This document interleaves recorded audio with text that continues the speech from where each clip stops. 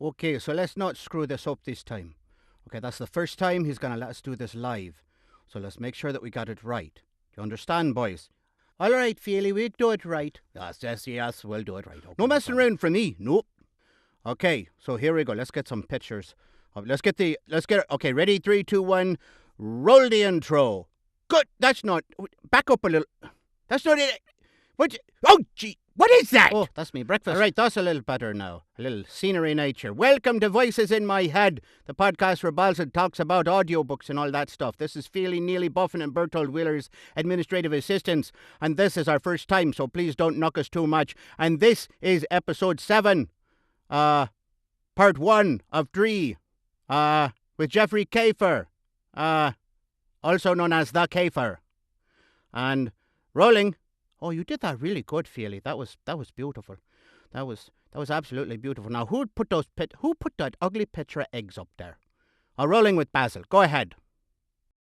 Okay, well, here we go. So, here we are with Jeffrey Kafer, who's on the Facebook audiobook groups, he's known as the Kafer. And so you'll find out why as we go along here. And Jeff, tell us a little bit about yourself, about your background, how you got into audiobooks and so on. My background is actually in computers, in tech. No, let me go back. I went to San Francisco State University, got a couple of degrees in cinema and broadcasting. So really, my background started doing exactly what I'm doing. Anyway, after college, I went into tech. I worked for Macromedia and the people who make Flash. And then I worked for Microsoft for 10 years.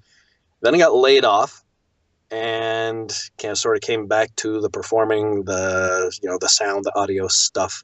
Mm-hmm. And but when I was at Microsoft, I actually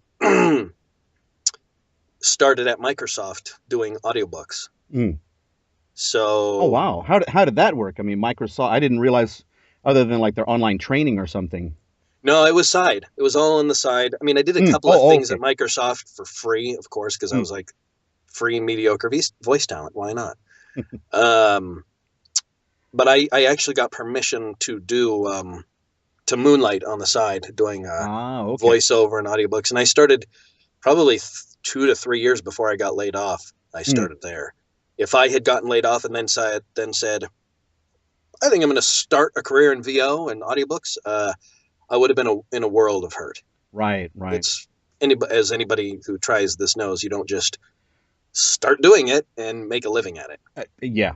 I've been there, done that. Yeah. So when you started, did you start off straight in retail audiobooks, or were you doing like Podiobooks, or? I started the same place you did, at Podiobooks.com. I remember you as being one of the earlier users of it. Right. Us and Scott Sigler and that's right. Others. Yep. Yeah. And I actually, and I hate to say this because people are going to go and listen, but I'm begging you, please don't.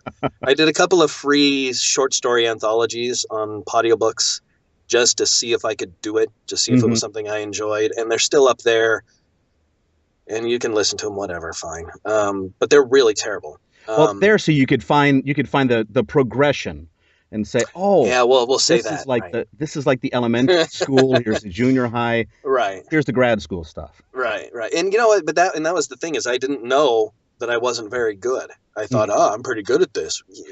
Yeah. You know.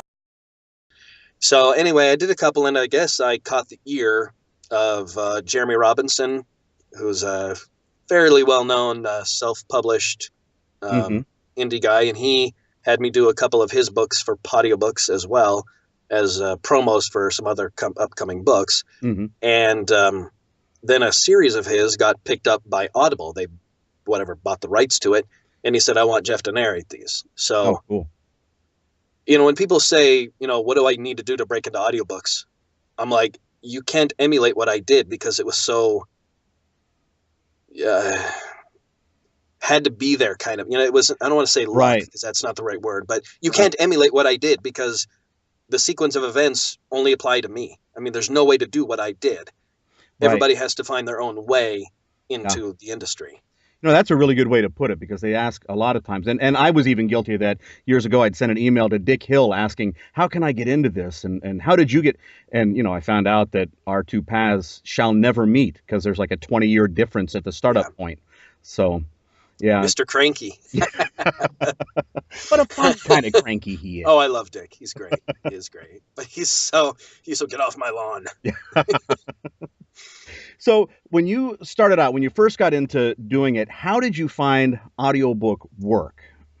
I mean, other than, past audiobooks and then Audible, you got the stuff with Jeremy. How did you progress beyond that? Because that was before ACX existed. Yeah. Pounding the pavement.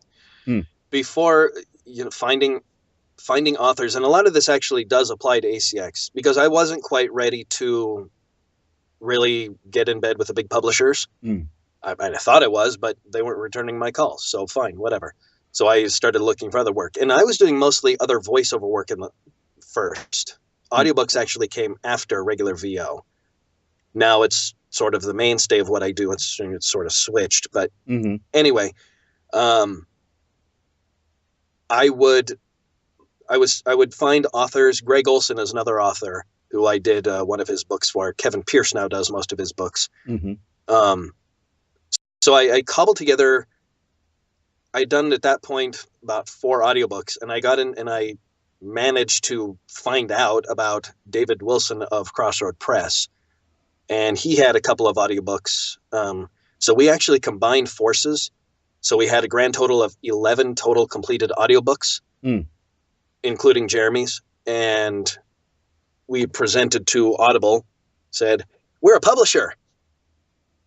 And they said, okay, fine, you're a publisher. And we got a contract with them, and we started to slowly publish books.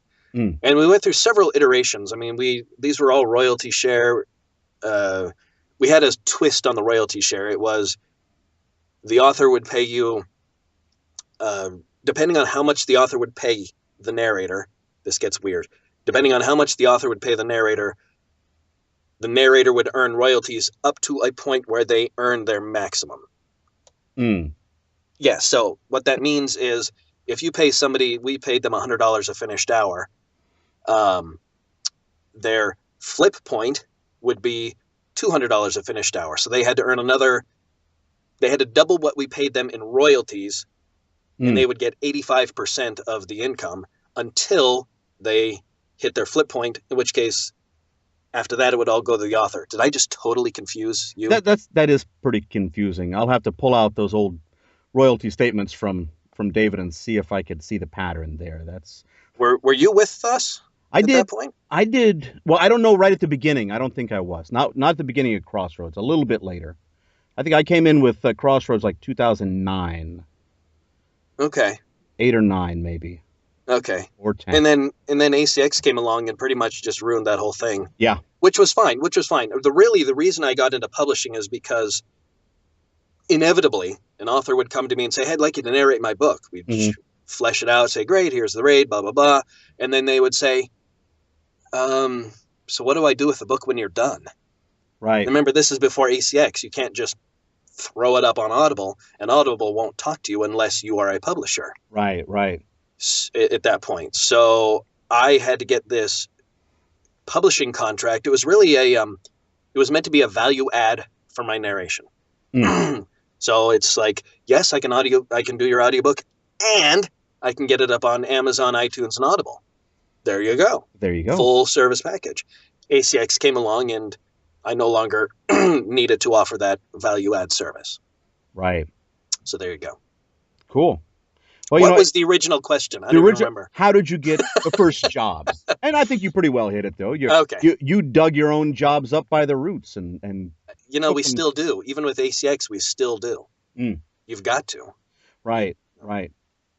Yeah. So when it was back in the Crossroads and Springbook Audio, and when you were doing that, were you doing all narration yourself, or you were also producing other narrators' work? I did some producing if they came to me and they needed a female. I had a stable of female narrators that I could have audition for and do it. So I did a lot of the team need a male female, which is super popular in the romance genre now. Needing one of each. So right. yeah, I was really the producer and the narrator in that case. Well, that's pretty cool. A lot of experience that gets you into that. Now, define for the audience, what is the difference between narrating an audiobook and producing an audiobook? Right. So narrating an audiobook typically goes to when you're talking about working with a publisher. So you narrate a book and you send the audio off to the publisher. They QC it, proof it, and they edit it and they master it. They do everything. I just talk, blah, blah, blah. And when I'm producing, I'm herding cats. So I've got to get a editor and a proofer, and I've got to do the mastering, and I've got to deal with my deadline and their deadline, and I got to do it all. And I really enjoy actually being the full producer. I mean, it's kind of having your hands on the whole project all together.